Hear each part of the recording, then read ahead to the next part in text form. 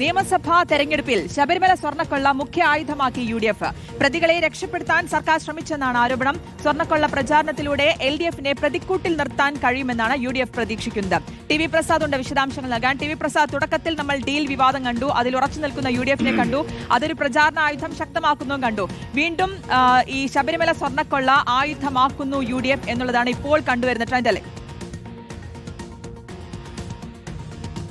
അതുതന്നെയാണ് ശ്രുതി. ചുരുങ്ങിയ ദിവസം മാത്രമാണ് സ്ഥാനാർത്ഥികൾക്ക് പ്രചാരണത്തിന് കിട്ടിയെങ്കിൽ പോലും UDF അതിനെ തന്ത്രപരമായി ഉപയോഗിക്കുന്നു എന്നുള്ളതാണ്. തുടക്കത്തിൽ ഡീൽ വിവാദമായിരുന്നു. അതായത് സംസ്ഥാനത്ത് കോൺഗ്രസിനെ തോൽപ്പിക്കുന്നതിന് CPIയും BJPയും തമ്മിൽ ഒരു അന്തർധാര സജീവമാണ്. നേരത്തെ ഉണ്ടായിരുന്ന പല കേസുകളുമായി ബന്ധപ്പെട്ടുൾപ്പെടെ സംസ്ഥാന സർക്കാരിന് കേന്ദ്രം നൽകിയ സഹായങ്ങളൊക്കെ വെച്ച് പറഞ്ഞുകൊണ്ടായിരുന്നു UDF സംസ്ഥാനത്ത് CPMഉം BJPയും തമ്മിലൊരു ഡീലുണ്ടെന്ന് പറഞ്ഞത്. ചില കോൺഗ്രസ് സ്ഥാനാർത്ഥികളെ തോൽപ്പിക്കാൻ വേണ്ടി മറ്റൊരിടത്തേക്ക് വോട്ട് മറിച്ച് ചെയ്യുന്ന രീതിയാണ് പ്രധാനമായും UDF മുന്നോട്ട് വെച്ചത്.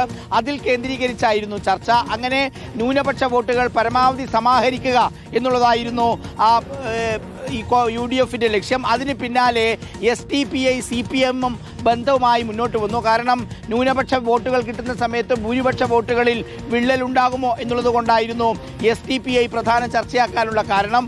അതിന് പിന്നാലെ രാഹുൽ ഗാന്ധി കളത്തിലിറങ്ങിയപ്പോൾ ഗിയർ ഒന്നുകൂടി മാറ്റുകയാണ്. UDF ശബരിമല സ്വർണ്ണക്കൊള്ള പ്രധാന വിഷയമാക്കി മാറ്റുകയാണ്.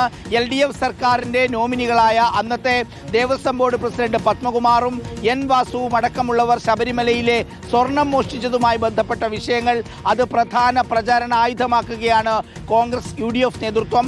അതിശക്തമായി പ്രചാരണ രംഗത്ത് മുന്നേറുകയാണ്. അതായത് ആദ്യം CPM BJP ഡീല് പറഞ്ഞു, പിന്നീട് CPM SDPI ബന്ധം പറഞ്ഞു. ഇതിപ്പോൾ ശബരിമല സ്വർണ്ണക്കൊള്ളയും അതുപോലെ തന്നെ മറ്റ് ജനകീയ വിഷയങ്ങളും ഉയർത്തിക്കൊണ്ടുവരികയാണ് UDF. ശ്രുതി. TV പ്രസാദാണ് വിശദാംശങ്ങൾ നൽകിയത്.